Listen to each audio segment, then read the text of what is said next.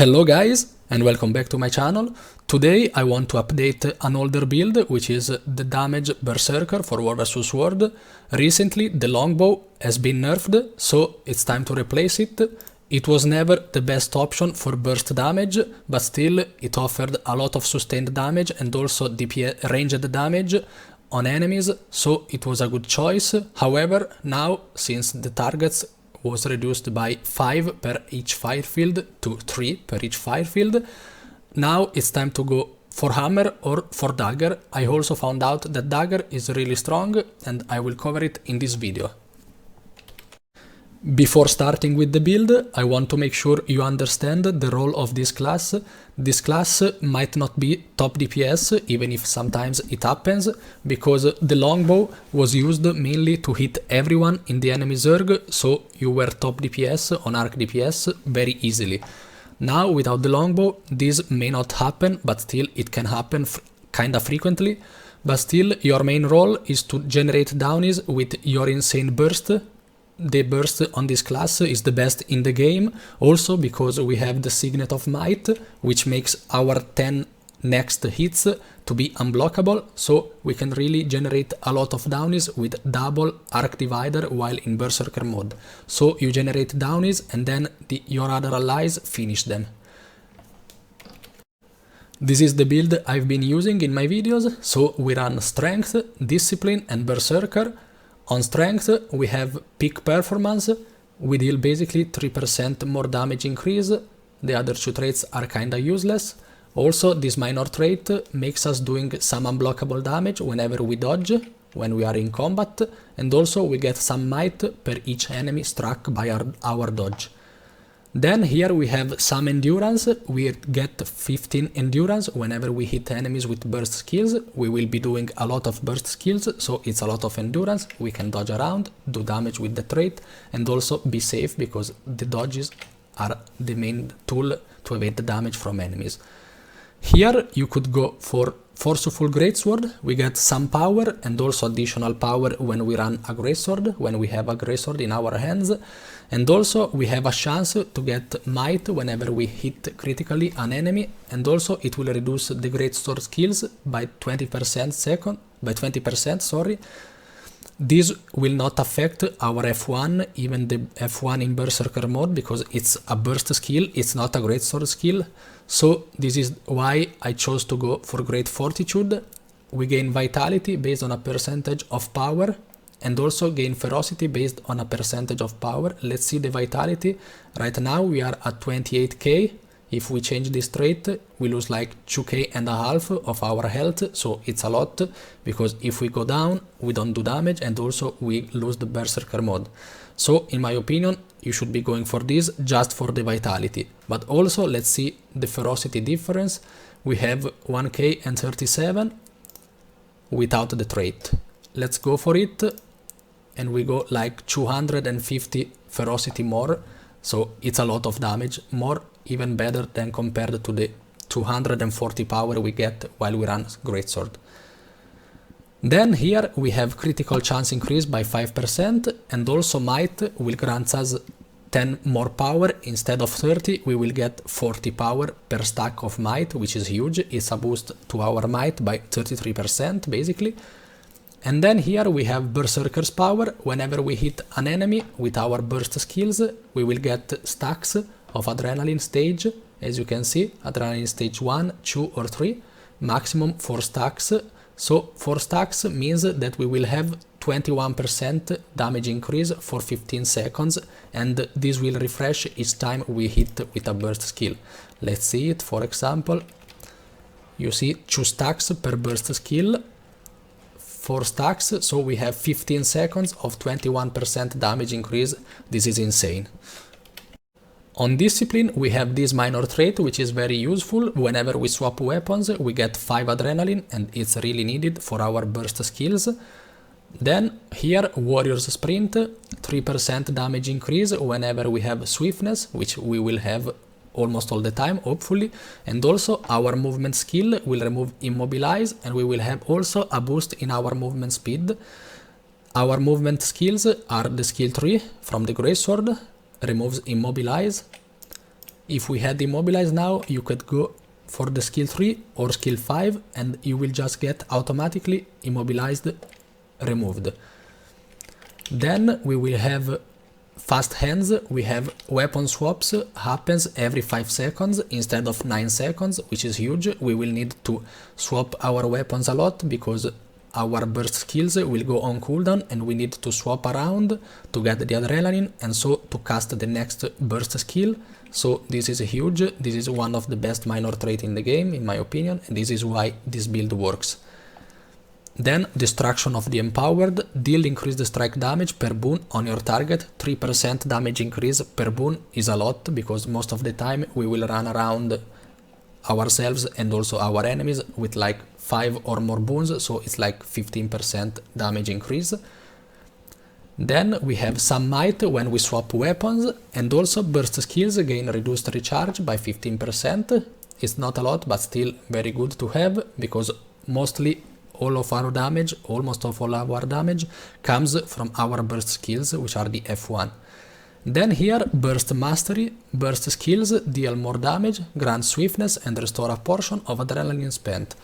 This is most importantly used because of the adrenaline restored. As you can see, I will use a burst skill and you see my adrenaline is not to 0 but I have 3 because of this trait, so I can really get some hits, swap, and I have the other burst skill ready on the next weapon, so it's very good for that. And also we get some 7% damage increase.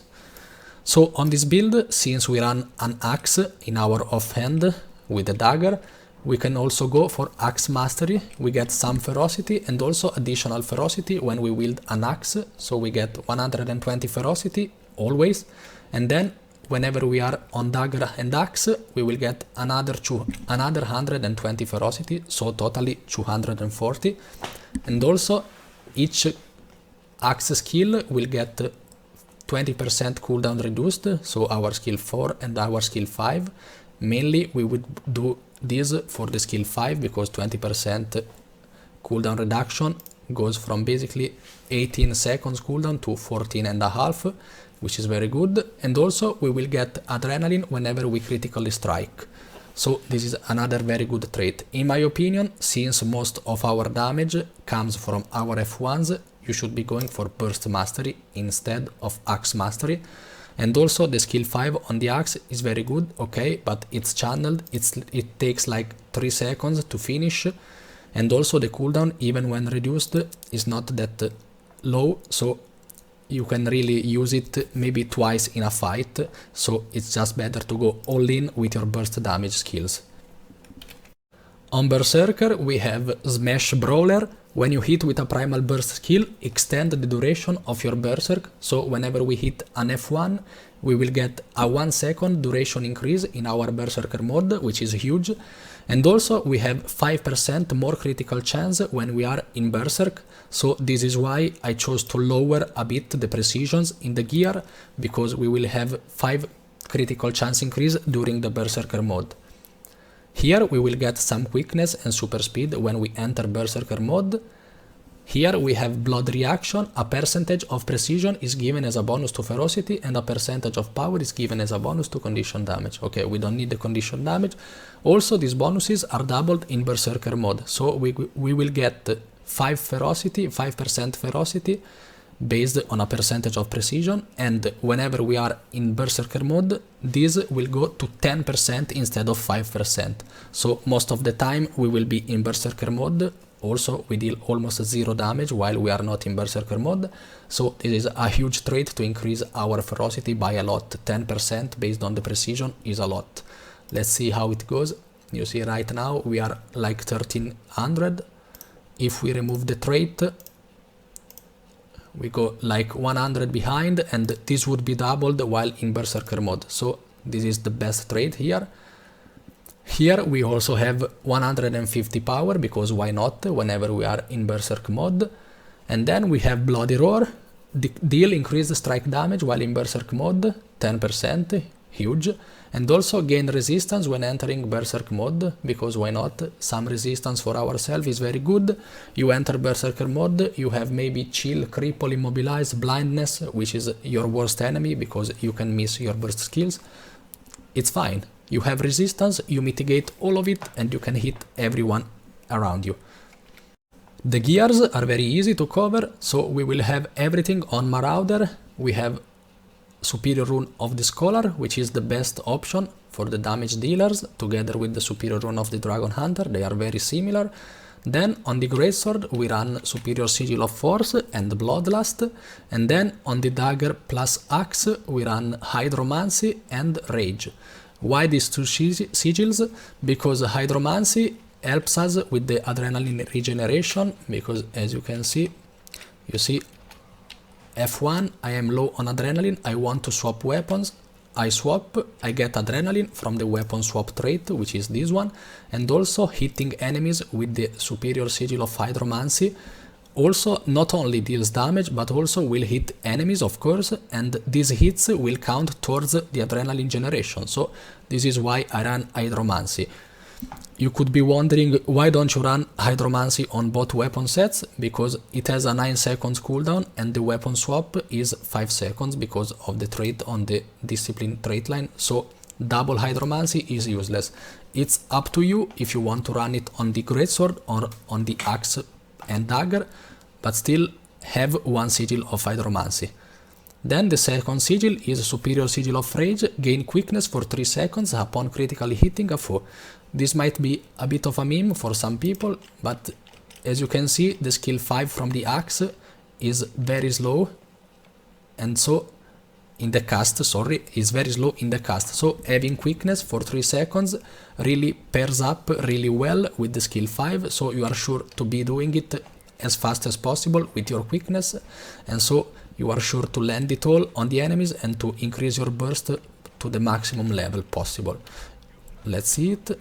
Ideally you would do this, you swap quickness, skill 5 very fast, and so the damage is done, the quickness is done, the skill 5 is done, and then you can go skill F1, you swap again, and you can F1 again really soon. You see, huge burst.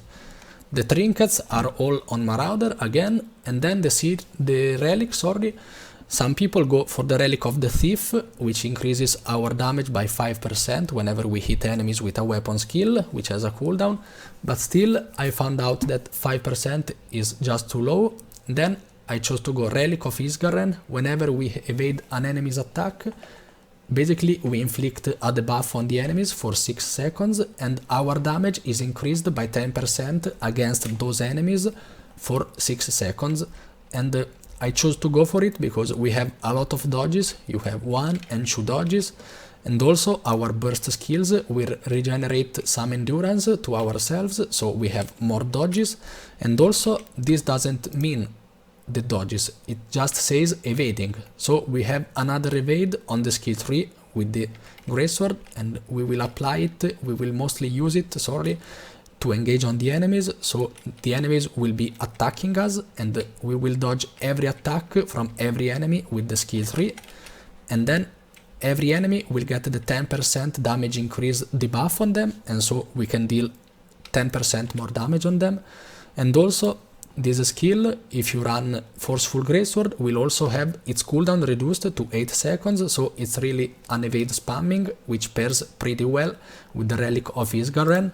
In my opinion, still go for Great Fortitude because it's a better vitality increase and also a lot of ferocity. Overall, the damage is better with this one.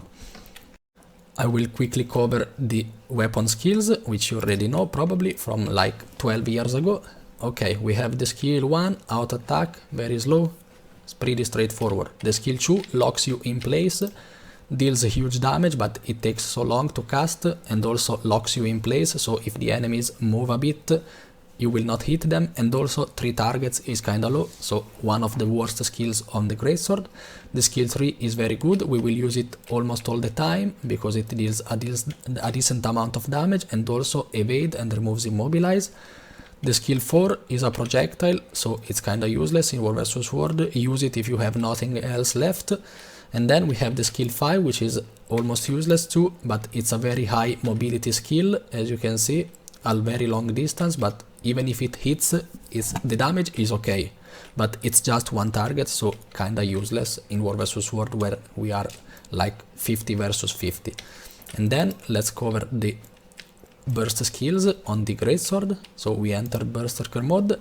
We have our F1 Arc Divider, which deals a huge damage around us, in a big AoE around us. And this is it. Most of the time we will be using Blood Reckoning to reset it, and so we have another huge burst around us, and all of this burst should be done together with the Signet of Might, which will make our next 10 hits to be unblockable. I will cover it later in the commentary. Now the Dagger and Axe skill. The auto attack on the Dagger is kinda fast, but it's very close. You need to be very close to the enemies, and also it will hit only 2 targets.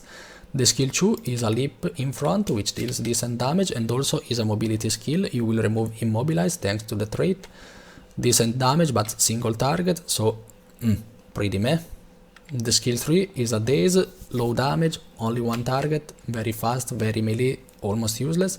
And then we have the skill 4 from the Axe, which deals a lot of damage to 3 targets, and also you will get some quickness for each strikes that will land on the enemies. You see a lot of quickness, so this is another way to generate quickness, together with the entering the Berserk mode or having the Superior Sigil of Rage, which if you want can be replaced with the Superior Sigil of Force. And then we have the skill 5, let's see it slowly first. You see how slow it is, and that's why I recommend going for some quickness.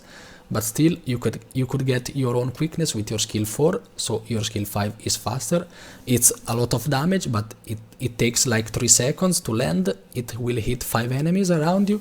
You can move around, it doesn't lock you in place like the skill 2 on the Greatsword. So you see how fast you can go with the quickness. A lot of damage in a really short matter of time. And then the burst skill on the Axe basically is like a spin around you. It deals a huge damage, much worse than the F1 on the Greatsword, but still it's very good. And also we will deal 5% damage increase to enemies if they have no boons, which will not really happen a lot. And then we will need to enter Berserk mode again to see the other 2 thingy, which are really important about the skill. So the F1 on the Dagger also will remove 2 boons from enemies which are hit, and also we will get some adrenaline per boon removed, which is huge, so we can reset it better and spam it better. This is very important to have, in my opinion, because we really lack some boon removals lately in War vs World, because Scourge was nerfed, Spellbreaker is rarely seen, not many people play it, even though it's one of my favorite classes and is very strong. And also the Reaper is rarely seen because it deals way lower damage compared to Berserker and Hollowsmith. So in my opinion, Dagger is the best option, Dagger plus Axe instead of Hammer. Hammer deals fantastic damage too, is like very similar to Dagger, sorry, as the F1, but Hammer skills are kinda bad except the F1, which is also a CC, and Immobilize, which is huge. But still, you would be losing your Axe in the offhand. You will be losing also the boon removal from the F1 in the Berserker mode from the Dagger, which is huge to have, in my opinion, because the boon removals are just so low, and so you can really remove boons while you are in melee. You remove maybe protection from the enemies, and then you will get your huge burst on the enemies. So in my opinion, you should be running Greatsword and Dagger plus Axe. Don't run Hammer. But still, Hammer is very strong and situational. Don't completely ignore it, but in my opinion, Dagger plus Axe is just better. Utility skills, Blood Reckoning, we will heal ourselves by a small chunk, then we will get full adrenaline, and also we will recharge every F1 skill we have, and also for 5 seconds we will heal ourselves based on a percentage of the damage we deal to the enemies. So it's like 33% damage converted to healing. So if you do like 100k damage in a matter of 2 seconds with your burst skills, you will get 33k heals on yourself, which is full health. Let's see how it works. F1, you press it, you reset the cooldown and also full adrenaline, so you can deal F1 another time. Very huge to have. Then we have the Signet of Fury, improves precision, but we use it to get maximum adrenaline. Let's say we are in combat, always use it in combat because otherwise you would lose the adrenaline very quickly. So we are in combat, we need our adrenaline. Oh no, we are about to enter Berserker mode. I don't have adrenaline. How can I do that? Signet of Fury, full adrenaline, immediately enter Berserker mode and then start your F1s. Then we have the Signet of Might, improves power, the Signet passive improves power, then the Signet active, attacks are unblockable and you gain Might, so this is very huge because we get, okay, 10 stacks of Might are cool, but the most important thing about this one is the 10 stacks of unblockable, because our F1 in Berserker mode from the Greatsword is our main damage dealer and it will hit 5 enemies, so you will do this. Berserker mode, then Signet of Might, F1, you spend, sorry, I spent just like 1 stacks because the enemies are not 5 here, but I will cover it in the commentary, sorry. So basically we will hit 5 enemies with the first arc divider, then Blood Reckoning to reset it, another arc divider, and so we basically spend all the 10 stacks with unblockable damage to enemies, unblockable huge damage from arc divider in Berserker mode. So it's very huge. On the other utility skill, I prefer to run Sundering Leap because it deals a decent amount of damage and also grants you some adrenaline and also increase our Berserker stance by 1 second duration. You see, also it's a leap, it's very useful to engage on the enemies.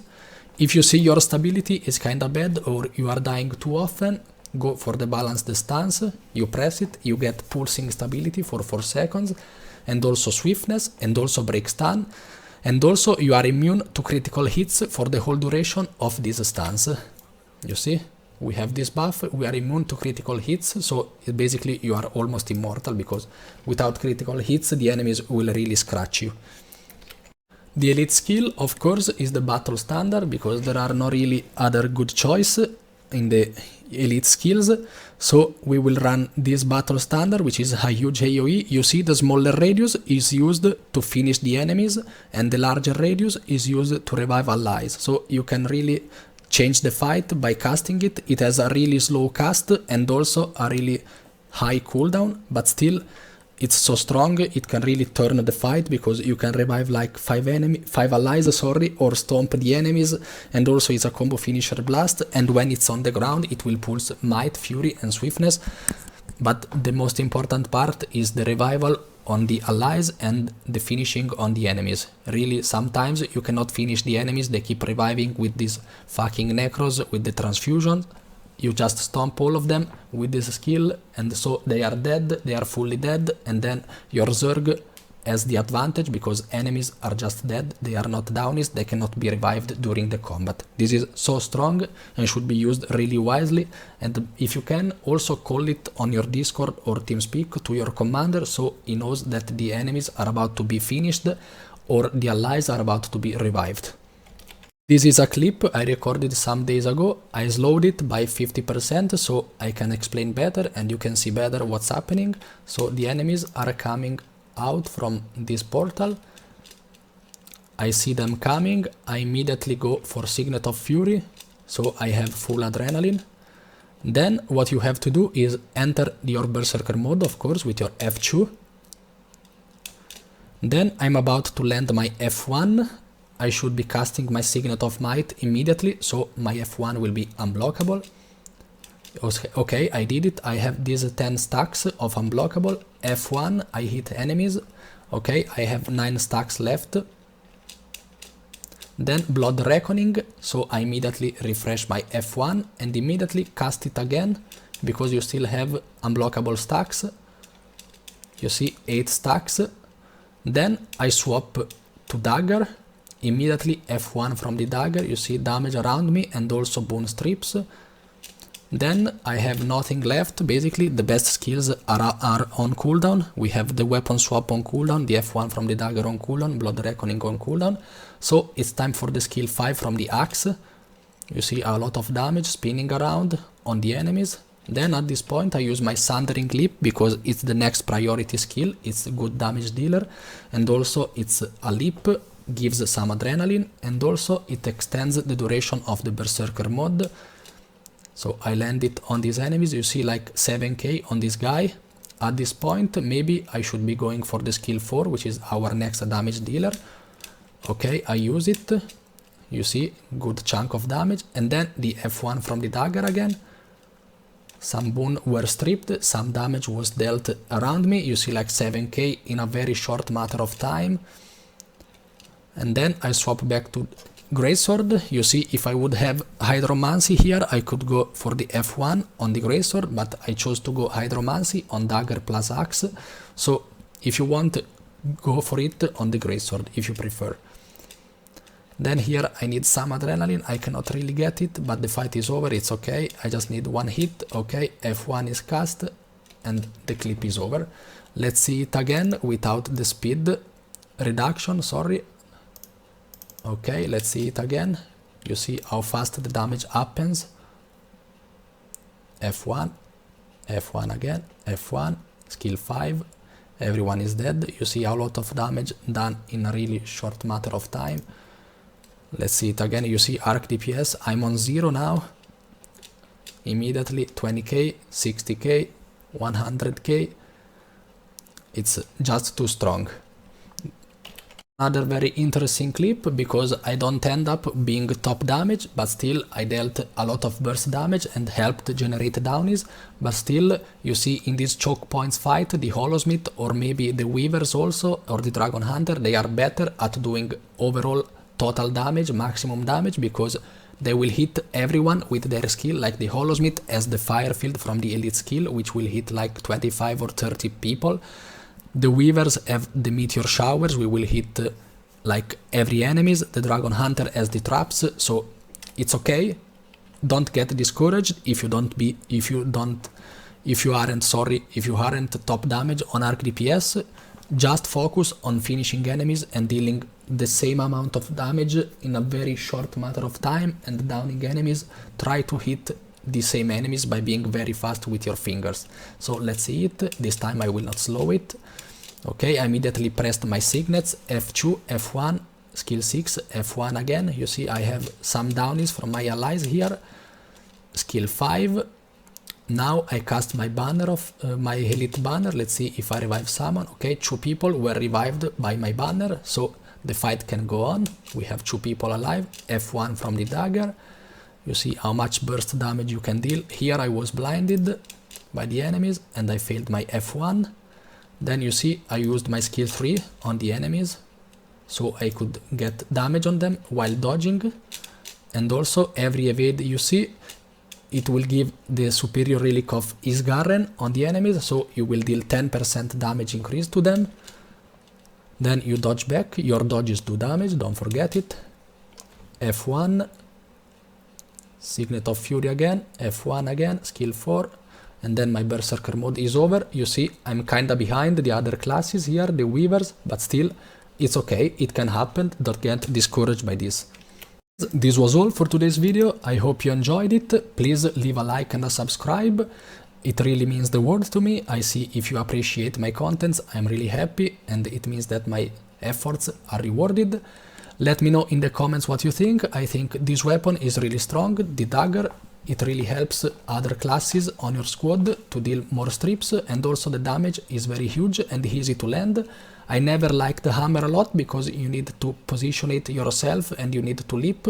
This one you just press F1 and it spins around you and deals damage. So it's really easier to land on the enemies.